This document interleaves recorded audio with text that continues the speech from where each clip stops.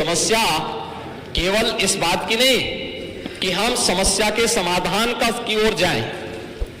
समस्या केवल हर मुद्दे का राजनीतिकरण करके समाज में अव्यवस्था पैदा करना, लोगों में असंतोष पैदा करने का जो कुत्सित प्रयास किया जाता है, वो तो कोरोना कालखंड में भी लोगों ने देख लिया था, जब आप लोग बहका रहे थे लोगों को कि वैक्सीन मत लगाना, ये मोदी वैक्सीन है, और लोगों को गुमराह कर रहे थे।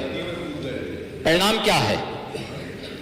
मोदी जी के शासनकाल में, उनके मार्गदर्शन में हमारे वैज्ञानिकों के द्वारा बनाई गई दोनों वैक्सीन दुनिया की सबसे प्रभावी वैक्सीन है। दुनिया के अंदर तमाम देशों में कोरोना महामारी के मामले बढ़ते हुए दिखाई दे रहे हैं। भारत में कोरोना कंट्रोल है और उत्तर प्रदेश में भी पूरी तरह नियंत्रण में है, कहीं कोई समस्या नहीं है। सरकार आपके द्वारा उठाए गए मुद्दों पर पूरी तरह सतर्क है और अब तो इसके मामले वैसे भी समाप्ति की ओर है। बरसात के समय जल जमाव वाले क्षेत्रों में, अन्य क्षेत्रों में इस प्रकार की बातें देखने को मिलती हैं, और ये केवल डेंगू के मामले नहीं होते, इंसेफ्लाइटिस के भी मामले होते हैं, मलेरिया भी होता है, कालाजार भी होता है, चिकनगुनिया भी होता है। तो आपकी जानकारी के लिए, हो सकता है कि काफी दिन हो गए मंत्री पद से हटे हुए, तो आप भूल गए होंगे, तो आपके संज्ञान में लाने के लिए हमने दिया था। इधर रहते तो हो सकता है कि कुछ लॉलीपॉप मिल भी जाता, लेकिन वहां रहकर के हमको कभी नहीं मिलना। महोदय, माननीय सदस्य ने बहुत महत्वपूर्ण मुद्दे की ओर ध्यान आकर्षित किया है, और सरकार इसको लेकर के पहले से ही अवेयर थी। अंतर विभागीय समन्वय से संचारी रोग नियंत्रण के लिए, आपने केवल डेंगू की बात की है, जब वेक्टर बॉर्न डिजीज की हम बात करते हैं तो केवल डेंगू उसमें नहीं आता है।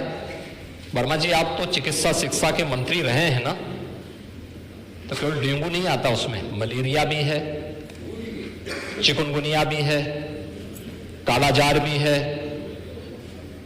इन सभी से संबंधित वेक्टर बॉर्न डिजीज हो या फिर वाटर बॉर्न, जल जनित हो या फिर विषाणु जनित कोई भी बीमारी हो, इनके उपचार के लिए सरकार के स्तर पर एक समन्वित प्रयास किया गया है, और उस समन्वित प्रयास को ही हम लोगों ने संचारी रोग नियंत्रण का एक विशेष अभियान, वर्ष में 3 बार चलता है कार्यक्रम, जिसमें पहले 15 दिन संचारी रोग के लिए अवेयरनेस के साथ साथ अंतर विभागीय समन्वय से स्वास्थ्य विभाग नोडल विभाग होने के नाते सभी अन्य विभागों के साथ समन्वय के माध्यम से इन कार्यक्रमों को नियंत्रित करता है।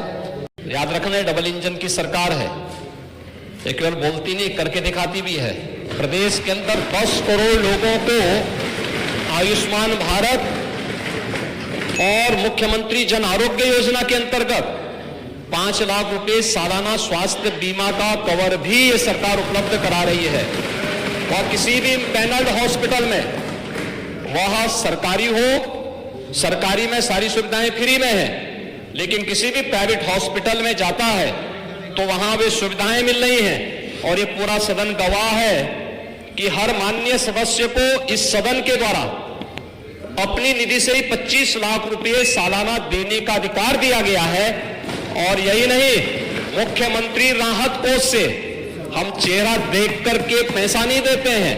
कोई भी व्यक्ति जो भी आवेदन करता है, कोई भी पीड़ित हो, उसकी जाति, उसका मत, उसका मजहब नहीं देखा जाता है, बल्कि वो पीड़ित राज्य का नागरिक है। उसको प्रदेश में, देश में या दुनिया में जहां कहीं अच्छी स्वास्थ्य की सुविधा मिलती है, उस सुविधा के लिए मुख्यमंत्री राहत कोष से भी हम पैसा देने में कोई कोताही, तमाम मान्य सदस्य विपक्ष में बैठे हुए हैं, हर व्यक्ति इस बात को कह सकता है। उनके प्रस्ताव आते हैं बिना किसी भेदभाव के, हमने उसके लिए भी धनराशि उपलब्ध कराई है। आयुष्मान भारत और मुख्यमंत्री जन आरोग्य योजना भी है। हम आभारी आदरणीय प्रधानमंत्री जी के, जिन्होंने आयुष्मान भारत जैसी योजना दी, जिसमें हर गरीब से गरीब व्यक्ति भी आज अपना उपचार किसी भी अच्छे कॉर्पोरेट हॉस्पिटल में भी करा सकता है, और देश में भी करा सकता है, दुनिया में भी कहीं करा सकता है। हर वर्ष की सुविधा उसको मिली है। मुख्यमंत्री जन आरोग्य योजना की सुविधा भी उसे दी गई है। इसके अलावा माननीय विधायकों को भी 25 लाख रुपए तक खर्च करने का अधिकार दिया गया है, और इसके साथ ही मुख्यमंत्री राहत कोष भी उसके लिए उपलब्ध है।